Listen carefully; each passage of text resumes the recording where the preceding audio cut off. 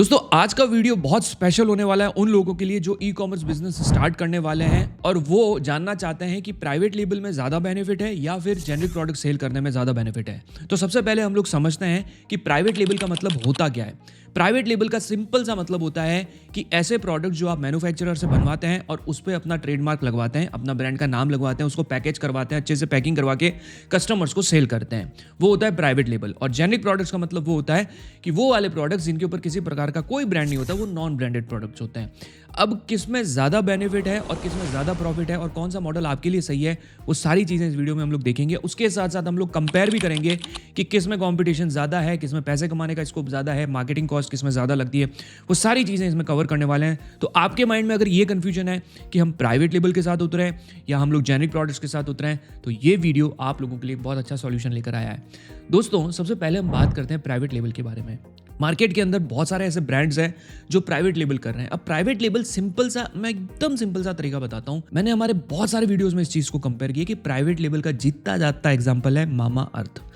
मामा अर्थ के products basically manufacture कहीं और होते हैं। मामा अर्थ अपनी पैकेजिंग उस पर लगाता है और उसको सेल करता है, और इसी कारण से वो एक बहुत अच्छी कंपनी बन चुके हैं, बहुत अच्छा पैसा कमा चुके हैं, एक मार्केट के अंदर उनका नाम हो चुका है। यही तरीका है प्राइवेट लेबल का। और बहुत सारे मैन्युफैक्चरर्स क्या करते हैं, बहुत सारे छोटे छोटे ऐसे सेलर्स और वेंडर्स को प्राइवेट लेबल बनाने में भी मदद करते हैं। ये मैन्युफैक्चरर आपको इंडिया मार्ट पे मिल जाएंगे, आप गूगल करके भी सर्च कर सकते हो। लेकिन हमारा मेन इंटेंशन इस वीडियो में कवर करना ये बात नहीं है। हमारा मेन इंटेंशन है कि समझना कि बेसिकली प्राइवेट लेबल क्या होता है। अब एक साधारण सा उदाहरण आपको और देता हूँ। लेट्स अज्यूम आप मोबाइल की दुकान पे जाते हो और मोबाइल की दुकान पे जाकर बोलते हो कि मुझे एक चार्जर चाहिए जिससे मेरा आईफोन जो है वो चार्ज हो जाए। अब वो एक आईफोन चार्जर आपको लाके देगा जो होगा ओरिजिनल, जिसकी प्राइस 4000, 5000, 6000 होगी। एक वो जेनरिक नॉन ब्रांडेड चार्जर लाके देगा जिसकी प्राइस जो होगी वो होगी 100, 200, 300 रुपए या 500 रुपए। अब देखो क्लियर कट एक चीज समझाता हूँ। अब आप ये सोच रहे होगे कि सर हर कोई 4000 का थोड़ी लेगा, लोग तो जेनरिक लेंगे। इसके बीच में एक प्राइवेट लेबल आता है। देखो मैं आपको एक छोटा सा इसमें ही एग्जांपल सेट करके बताता हूँ। जो ब्रांडेड प्रोडक्ट्स एप्पल सेल कर रहा है, दैट इज जो उसकी कॉस्ट होगी वो अराउंड 4000, 5000 होगी जो चार्जर की, और जेनरिक में जो सेल कर रहा है वो 400, 500, 600 रुपए का होगा। लेकिन उसमें ही वेंडर जो चार्जर आपको दिखा रहा है ना, वो कहता है सर ये वाला ले जाओ, इसके अंदर है ना 2 साल की वारंटी है और ये एक ब्रांडेड कंपनी है। अब उसकी पैकेजिंग हो रखी है, उस ब्रांड का आपने कभी नाम नहीं सुना है, लेकिन उसकी जो पैकेजिंग हो रखी है ना बहुत अच्छे से हो रखी है, उसको अच्छे से पैक करके कवर में और वो दे रहा है। तो आप क्या देखोगे कि एक खुला चार्जर है जो नॉन ब्रांडेड है, एक पैकेज वाला चार्जर है जो 1000-1200 रुपए का है, और एक ओरिजिनल है। तो ऑब्वियस सी बात है आप यही दोगे कि यार ये साल भर की वारंटी भी दे रहा है, काम मैं 4000 का प्रोडक्ट लूँ, काम मैं 1000 रुपए का लूँ, तो आपका माइंड ये कहेगा कि मैं ये लेता हूँ। और यहीं पर वो गेम होता है प्राइवेट लेबल का।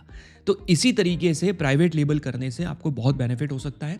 प्राइवेट लेबल के अपने फायदे हैं। प्राइवेट लेबल को सेल करने से आप अपना एमआरपी सेट कर सकते हो, प्राइवेट लेबल से अपनी एक सेलिंग प्राइस सेलेक्ट कर सकते हो, अपने प्रॉफिट मार्जिन सेलेक्ट कर सकते हो। बहुत सारे फायदे हो जाते हैं प्राइवेट लेबल से सेल करने पे। अब यहाँ पर एक सवाल आता है कि इन प्राइवेट लेबल ब्रांड्स को, इन प्राइवेट लेबल प्रोडक्ट्स को अमेजोन और फ्लिपकार्ट पे कैसे सेल करें। तो देखो सबसे सिंपल सी चीज़ है। सबसे पहला जो इसके अंदर आपको जो टास्क करना है कि आपको सबसे पहले ट्रेडमार्क के लिए अप्लाई करना है। ट्रेडमार्क के लिए अप्लाई करना, ट्रेडमार्क से सेल करना, वो सारी चीज़ें मैं वीडियोज़ में पहले ही कवर कर चुका हूँ, तो आप हमारे चैनल पर जाकर ट्रेडमार्क से रिलेटेड वीडियो ज़रूर देखिएगा। लेकिन अगर आप ट्रेडमार्क के लिए अप्लाई करते हैं और अप्लाई करने के बाद आपको टीएम मिल जाता है, तो आप अपने ब्रांड से प्रोडक्ट्स को लिस्ट कर सकते हैं।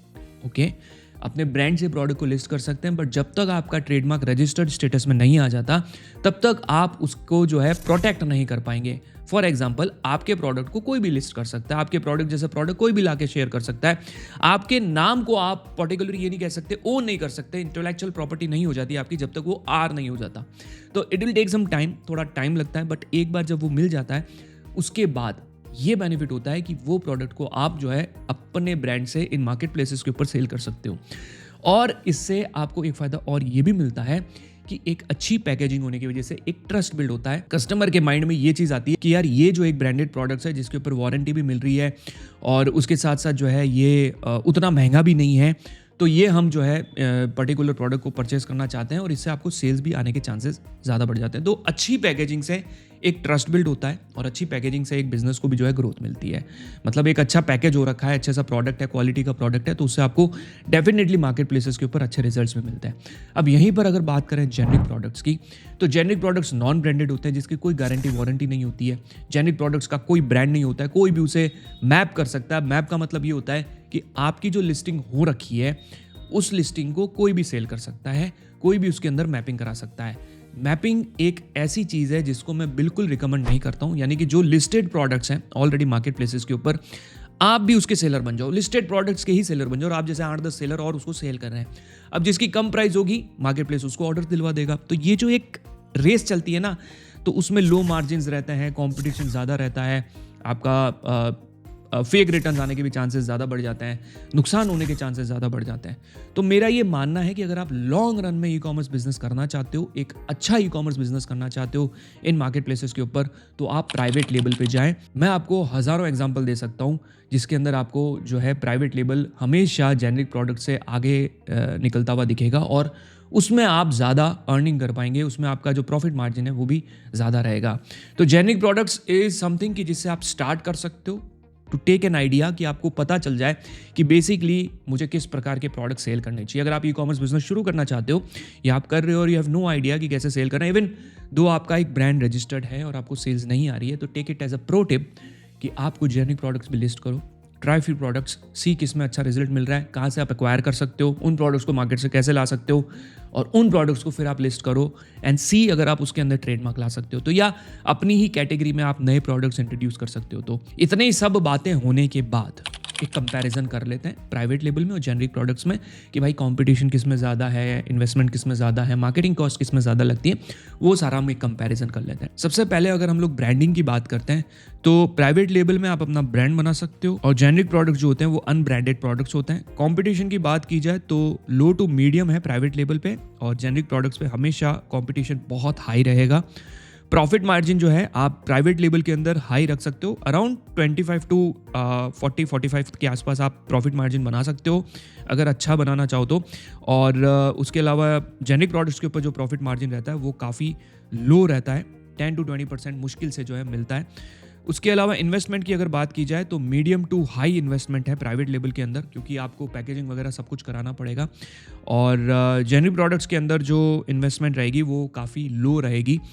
और स्केलेबिलिटी की अगर बात की जाए कि आप कितना फैला सकते हो अपने बिजनेस को, तो प्राइवेट लेबल के अंदर जो है हाई रहेगी, क्योंकि ब्रांड, आप अपना ब्रांड जो है उसे ग्रो कर सकते हो, एक बड़ा ब्रांड बना सकते हो स्केल करने के लिए। लेकिन जेनरिक प्रोडक्ट्स की जो है बहुत लिमिटेड रहती है, इतनी ज़्यादा ग्रोथ नहीं होती है।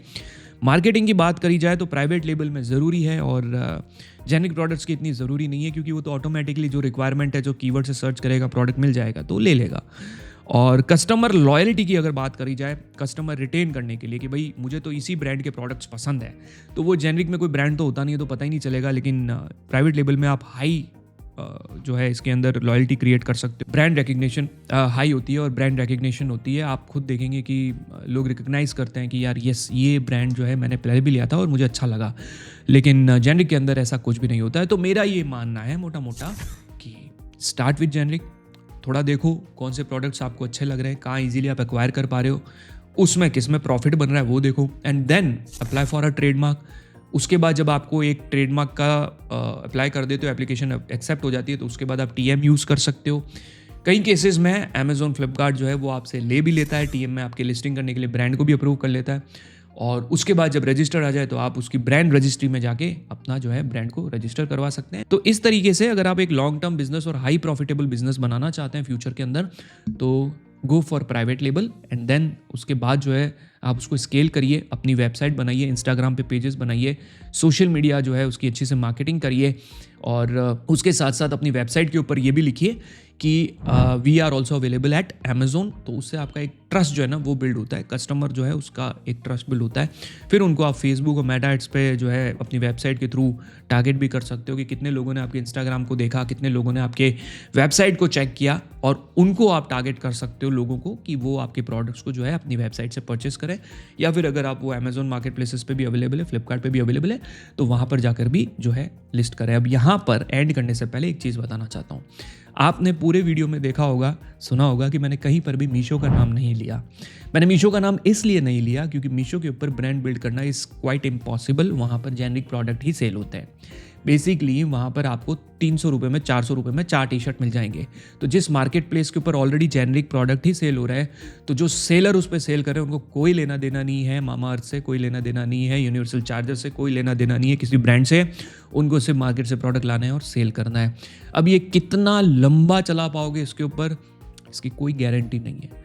बट अगर आप एक लंबा गेम खेलना चाहते हो, स्टार्ट विद अमेजोन, फ्लिपकार्ट, या फिर आप अमेजोन, फ्लिपकार्ट, मीशो तीनों पे सेल करिए, बट अमेजोन और फ्लिपकार्ट के ऊपर ब्रांड बिल्ड करने की कोशिश करें।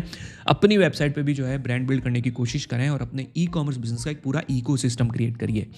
डेफिनेटली आप ऐसा कर सकते हैं। थोड़ा टाइम लगेगा, थोड़ी इन्वेस्टमेंट लगेगी, आप थोड़ा सा पेशेंस रखिए और जो मैंने स्ट्रेटेजीज बताई है, जो मैंने कंपैरिजन किया है, उसको अपने माइंड में बिठा लीजिए ताकि फ्यूचर में आपको किसी प्रकार का कोई कंफ्यूजन ना हो।